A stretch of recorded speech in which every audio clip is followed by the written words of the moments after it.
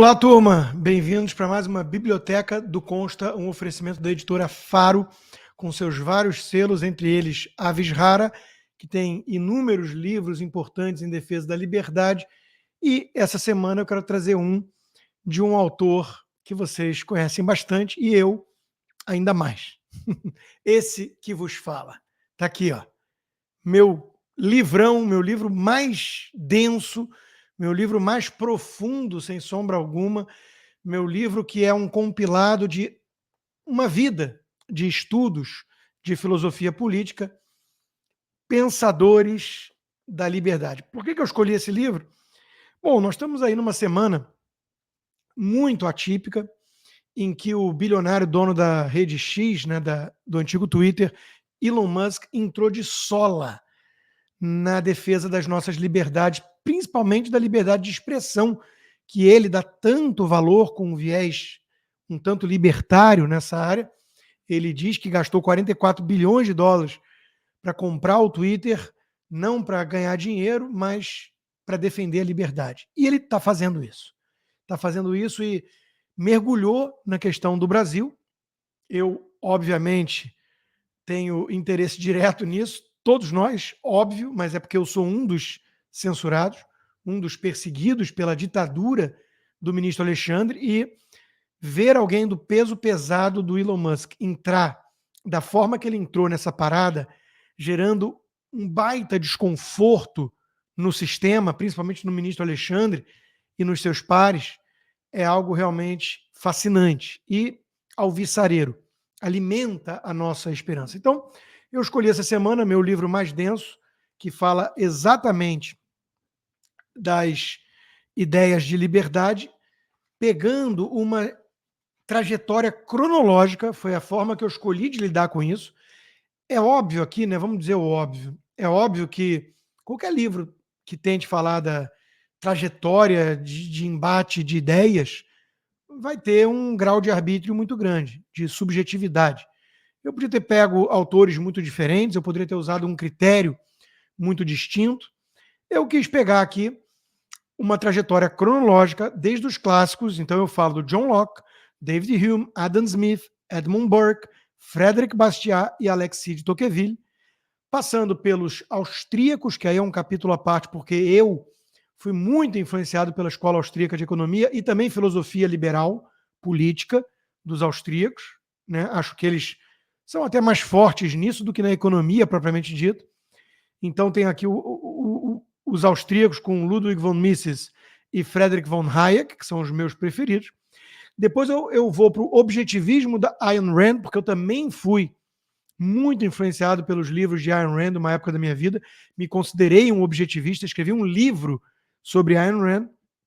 E aí eu entro finalmente nos contemporâneos. Michael Oakeshott, Karl Popper, George Orwell, Milton Friedman, Russell Kirk, Gertrude Himmelfarb, Jean-François Revel, Thomas Sowell, Roger Scruton, Theodore Dalrymple e, por fim, Jordan Peterson, que é bem atual.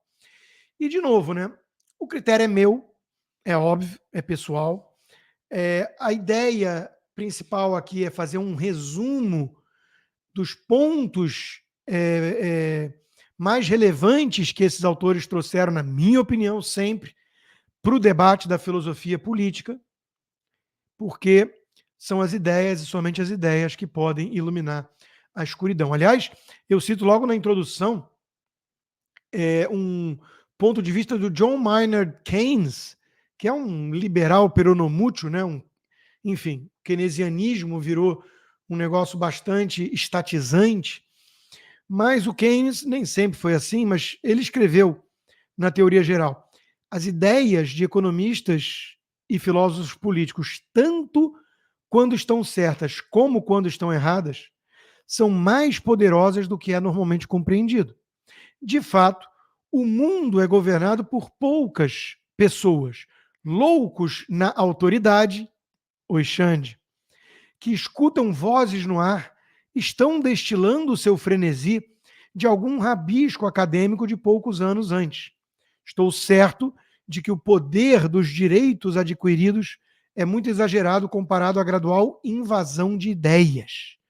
Não, de fato imediatamente, mas depois de certo intervalo, pois no campo da economia e da filosofia política não existem muitos que são influenciados por novas teorias depois que estão com 25 ou 30 anos de idade. Logo, as ideias que os servidores públicos, políticos e mesmo agitadores aplicam provavelmente não serão as mais novas, mas cedo ou tarde são as ideias, não os direitos adquiridos, que são perigosas para o bem e para o mal. Então, quando a gente vê o que está acontecendo no Brasil e no mundo, porque eu compartilho da tese de que o Brasil é um quintal, é um laboratório, é uma guerra de proxy de embates muito mais poderosos no mundo hoje, a gente tem que avaliar que por trás disso estão debates de ideias. A ideologia woke, o progressismo, essa coisa de que não existe liberdade absoluta de expressão, o que cá entre nós, um espantalho, nem os ANCAPs defendem a liberdade absoluta de expressão, mas eles usam isso como truque para defender a censura. Tudo isso que vem sendo debatido hoje, na esfera da política, da academia, até da cultura pop, para justificar muitas vezes a perseguição, a censura, né? Na pandemia nós vimos muito bem isso. Tudo isso já foi debatido há séculos atrás. Quando você pega John Milton, com a Areopagítica, por exemplo, tá lá. Quando você pega John Stuart Mill, e olha, estou citando alguns que eu não coloquei aqui, porque não dava também fazer um livro de 2.000 páginas. Esse já tem mais de 400. Então, tudo isso foi debatido durante muito e muito tempo. E a gente está, uma vez mais, sendo prisioneiro de falsas ideias, de ideias equivocadas, de ideias totalitárias, de ideias coletivistas, estatizantes, que partem da premissa de que o indivíduo não é um bom filtro por si mesmo para ter uma abordagem mais livre no mercado de ideias. Ele precisa de tutores, ele precisa do CIED, do Big Brother. E outra coisa que muitos perceberam aqui também, porque aí vem aqui várias discussões e tensões, desde sempre, entre os liberais e os conservadores, entre os mais progressistas e os mais libertários. Onde está o foco? Qual o denominador comum? A gente pode falar de direita e esquerda, isso não é muito simplório. A gente deve falar, então, de individualistas versus coletivistas, e por aí vai. Tudo isso perpassa por esses debates, por essas ideias desses grandes pensadores.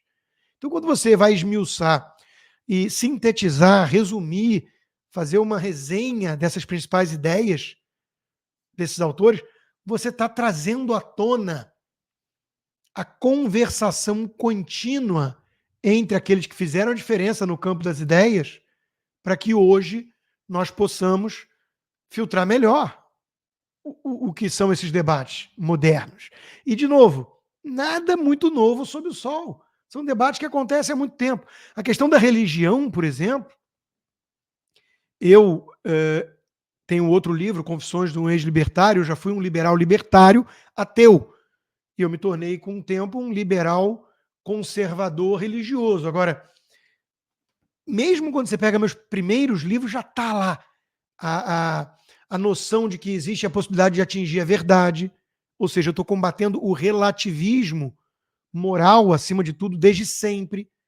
Então, passei por umas fases mais rebeldes, digamos assim, né, da juventude, mas o pilar do liberalismo clássico, com esse viés de respeito às tradições, de não querer sair quebrando tudo que é tabu só porque é charmoso, isso já está na minha constituição desde muito tempo. Mas eu fui aprimorando com as leituras, com a minha filha na adolescência, tudo isso eu explico no Confissões de um Ex-Libertário. Então, qual o papel da religião nisso tudo? Tem aqui muitas coisas sobre isso. Porque, por exemplo, quando eu falo no Alexis de Tocqueville da religião jacobina, ora, muitos pensadores viram as ameaças enormes. O Edmund Burke, acima de tudo, que era um liberal Whig e virou o pai do conservadorismo moderno, mas ele não era um Tory, ele era um liberal, no sentido clássico inglês. O que eles viram foi a tentativa de substituir Deus pelo Estado, de criar religiões seculares, que nada mais são do que as ideologias. E a ideologia é a pedra filosofal que a tudo responde, não permite espaço para dúvidas. Eu, desde muito cedo, carrego isso, a certeza da dúvida, que é um título, inclusive, de um primeiro livro que eu quis escrever com 17 anos de idade. Ainda bem que eu não escrevi, porque eu era muito imaturo. Mas o título era esse, era quase o ceticismo que o David Hume resume, né? A visão do cético, quase cínico, a certeza da dúvida. Ou seja, eu era contra as pessoas que traziam dogmas políticos com muitas certezas e inviabilizavam a continuação do debate. A ciência clama por refutação. Karl Popper. Então, tudo isso está na ordem do dia. Tudo isso tem muito a ver com o que a gente está discutindo de Elon Musk de um lado e os sensores marionetes do George Soros do outro, entre os quais o mais importante, famoso e poderoso para nós brasileiros é o Alexandre de Moraes. Mas quando ele repete aquelas frases de efeito, aquelas premissas de que liberdade de expressão não é liberdade de agredir, de ser misógino, racista, blá, blá, blá, tudo isso é uma falácia, é um estratagema de heurística, é um truque retórico, é um espantalho. Ninguém está defendendo a liberdade de expressão para agredir, entre aspas. Agora, o que é agressão? Qualquer coisa que se sentir ofendido, então, é argumento razoável para censurar o próximo? Não foi assim que as ideias evoluíram. Elas evoluíram com os dissidentes tendo a liberdade e a coragem em ambientes que não havia essa liberdade para desafiar o status quo. O próprio John Milton. John Milton defendeu o regicídio. Imagina o panfleto incendiário Common Sense do Thomas Paine. Hoje em dia, o Alexandre de Moraes manda ele para a guilhotina. E era um ateu, escreveu A Era da Razão com uma certa arrogância, tanto que flertou com a Revolução dos Jacobinos, né? A religião jacobina. O próprio Tocqueville considerava indissociável o ambiente de liberdade do indivíduo, que era possível encontrar na Europa, mais especificamente no Reino Unido, né, no legado britânico, era indissociável do cristianismo. E será que é por acaso que todos os revolucionários miram, acima de tudo, no legado cristão? Ou, para ser mais abrangente, no legado judaico-cristão? Será que é coincidência? Eu acho que não. Eu acho que não. Então, tem muita coisa aqui, muita coisa aqui. A Gertrude Himmelfarb, por exemplo, talvez a mais desconhecida desses autores, junto com o Jean-François Revel, mas a Gertrude Himmelfarb, eu li vários livros dela e é sensacional, porque ela, o principal, que é Os Caminhos para a Modernidade, ela disseca o iluminismo. Todo mundo gosta de dizer que é filho do iluminismo, porque é a era da razão, né? Antes disso, segundo Voltaire, havia o quê? Superstições, preconceitos. Uma visão meio boba e preconceituosa, mas vamos lá. Existe mais de um iluminismo. Existem os iluminismos.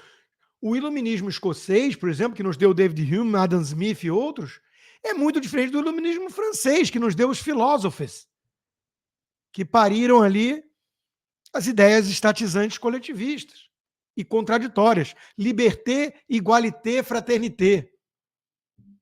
Aliás, eu tinha um amigo filósofo que dizia, pode checar, por trás de toda ideia ruim tem um francês. Tem lá um francês. E olha, franceses também foram muitos defensores da liberdade. O próprio Bastiat, que está no livro, o Guy Sorman e tantos outros. Então, meus amigos, eu acho que esse livro, sem sombra de dúvidas, se eu pegar todos os meus livros aqui, são vários, né? Pô, Esquerda Caviar foi meu best-seller. Um livro legal, um livro gostoso de ler, na minha opinião, modéstias favas, porque está bem dividido no campo ali das definições e do perigo da obliteração dos conceitos e das palavras, que é a causa principal desse caos que vivemos. A esquerda sabe o que está fazendo, tem método, destrói os conceitos para poder impedir o pensamento e a troca de ideias. Depois, mergulhando nas principais bandeiras dos pensadores da esquerda caviar, né, dos ícones da esquerda caviar, o anti-americanismo, o ambientalismo, o antissemitismo e por aí vai. E, por fim, indo nas mini-biografias dos ícones, que é a parte mais divertida, porque são ataques diretos à hipocrisia de artistas e intelectuais. Então, é um livro muito bacana, sem dúvida, mas esse, repito, é o meu livro mais denso, é o meu livro mais filosófico, é a obra até aqui da minha vida, que é o resumão dos principais pensadores que eu esmiucei e dediquei tempo. Ah, Rodrigo, a leitura é muito pesada por conta disso? Não. Não, porque é uma característica minha ser didático. Mastigar aquilo que às vezes fica saindo faísca no cérebro, né? Você lê, tem que reler e pensar, mas na hora de você colocar em papel ou falar, que é o que eu faço há muito tempo, né? Resenhas, é basicamente o que eu faço, né? Outro dia eu vi um sujeito acusando, o Rodrigo Constantino não tem nenhuma ideia original. Eu nunca me arroguei ser um filósofo político. Eu nunca me arroguei isso. Por isso, eu mergulho nos pensadores da liberdade. Eu sou um comunicador com bastante bagagem, com bastante leitura e com uma certa facilidade ou um dom lapidado nas 10.000 horas do Malcolm Gladwell para transmitir isso tudo que eu mastiguei e digeri para o público leigo. Então, é isso que eu faço aqui. Por isso, esse, para mim, é o meu livro mais importante. Porque ele é um livro que eu não estou te vendendo uma ideia direta. Ele não tem, assim, um pitch de venda. Eu quero transmitir essa mensagem. Não! Eu pego pensadores aqui que se digladiariam num ringue de UFC até a morte. Ayn Rand e alguns aqui mais conservadores e religiosos, eles iam se matar no ringue. Mas eu respeito as contribuições individuais que eles trouxeram ao grande debate de ideias e deixo vocês julgarem. Claro que eu tenho meu viés. Eu não escondo, acabei de falar. Eu já fui um objetivista, já me identifiquei como um libertário. Hoje eu sou um liberal clássico com um viés conservador e que acredita muito nos pilares da própria religião cristã como fundamentais para se criar um ambiente de liberdade do indivíduo, que é aquilo que eu mais prezo. Mas a liberdade do indivíduo não é criada nem sobrevive num vácuo de valores e de ideias. E esses valores morais, se Deus está morto, tudo é permitido. É muito fácil descambar para o relativismo.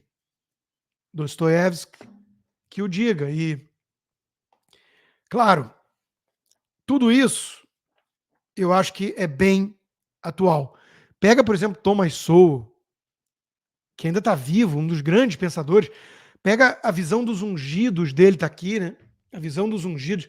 Pega a tirania da visão, os conceitos que ele traz para o debate, a visão limitada e a visão ilimitada do homem. Qual é a premissa que se adota acerca da natureza humana?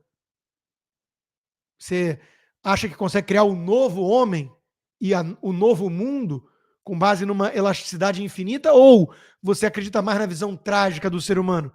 Que ele é movido por paixões, que é muito difícil você criar esse ser idealizado, altruísta, abnegado, que a esquerda às vezes parece acreditar, né? Então, tudo isso está debatido aqui. Está debatido aqui. Ah, Rodrigo, às vezes você parece muito pessimista. Está aqui, ó. Roger Scruton, Os Usos do Pessimismo. É um livrinho impactante, poderoso. Porque se a gente se desgarra de uma visão mais trágica, realista, alguns diriam, pessimista, vai lá, a gente pode embarcar em utopias. E aí a gente começa. O que são alguns ovos, né? Para se quebrar no caminho, para fazer uma linda omelete. Os nobres fins justificam quaisquer meios. Tá ou não tá na boca de cada um desses sensores da era moderna? Tá tudo lá. Tá tudo lá. Então, nada muito novo sob o sol. Quando você pega o Jordan Peterson, que é o último, né, que ainda continua produzindo materiais fantásticos para agregar ao debate, as análises bíblicas dele, tudo, né? Mas os mapas do significado e as 12 lições para a vida e a continuação estão aqui já, né? Papo de adulto. Papo de adulto. Numa era de infantilismo, de narcisismo, de superproteção da criança e do adolescente, que aí cria a geração dos floquinhos de neve. Tem que ter papo de adulto. Tem que tocar real. Tá tudo aqui. Tudo aqui. Então, me deu muito orgulho de ter produzido essa obra. Nenhuma obra é completa quando fala de filosofia política, né, de ideias, porque, de novo, não acaba. O debate não acaba. Mas, pegando desde os clássicos, passando por duas escolas que eu sou muito fã, ainda que veja muitas críticas hoje a elas, os austríacos e o objetivismo da Ayn Rand, e chegando nos pensadores mais contemporâneos e abarcando tudo isso, com vários e vários livros desses autores sintetizados, resenhados para o público, eu acho que é a minha grande contribuição a esse debate até aqui. Até aqui, essa é a minha maior contribuição. Então, porque muita gente gosta de ver treta, muita gente gosta de ver faca tramontina, Constantino é faca tramontina, mas isso não vem do além, isso não vem do nada. Isso vem com anos e anos de estudo, e se você não tiver a base filosófica, você fica inseguro, talvez, no debate. E ali no debate em si, tem outras habilidades que estão em jogo. A tirada, você pegar ali o que o cara disse e conseguir expor na hora a hipocrisia dele, ou ter uma citação interessante na hora que faz a pessoa refletir, e eu tenho boa memória para muitas citações, eu tinha uma planilha só das citações que eu gostava de livros, depois eu parei quando estava em 1.500, sei lá, mas eu guardo, mas tudo isso vocês estão vendo a ponta do iceberg, vocês estão vendo a cereja do bolo, por baixo disso está o embasamento, está o preparo intelectual, está a leitura. A leitura. E a melhor forma para mim de refletir e absorver aquilo que foi lido sempre foi escrever. Sempre foi escrever o resumo. Faz aí o resumo do livro para a prova, né? Eu gosto de fazer resumo. São as resenhas. Elas estão aqui para vocês. Espero que instigue em muitos de vocês a leitura dos originais. Pô, gostei mais ali do Edmund Burke. Pô, gostei da pegada do Tocqueville.